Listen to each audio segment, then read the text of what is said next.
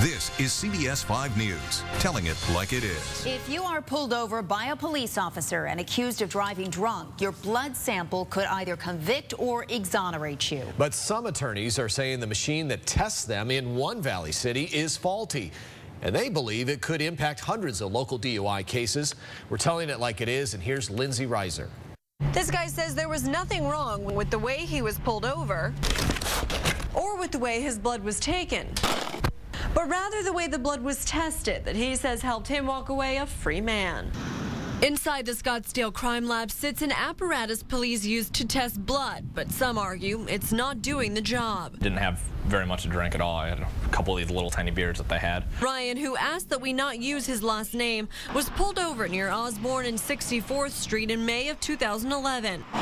Obviously, I was a little terrified because I didn't know what I'd done wrong at that point. Ryan was arrested for driving under the influence, and his blood alcohol level came back at a .131. But a jury found Ryan not guilty, thanks in large part, he says, to a glitch his attorney noticed in the blood alcohol analysis. It's supposed to say that Joe's blood is Joe's blood, and so forth.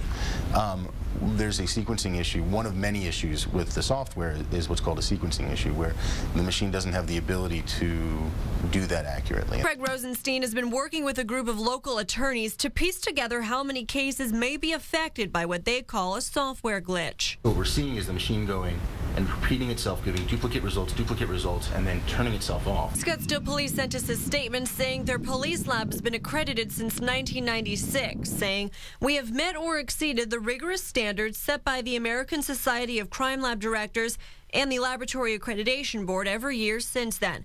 We continue to adhere to the standards." The idea that someone could get drunk and kill family members of mine and then be acquitted at trial because the science of the crime lab is so bad is infuriating to me. I'm hoping that something gets fixed along the way, because there's no reason anyone should have to go through what I did. This week, a judge may decide whether jurors from 11 different DUI cases should even be able to hear the BAC results from this crime lab. We'll let you know what happens.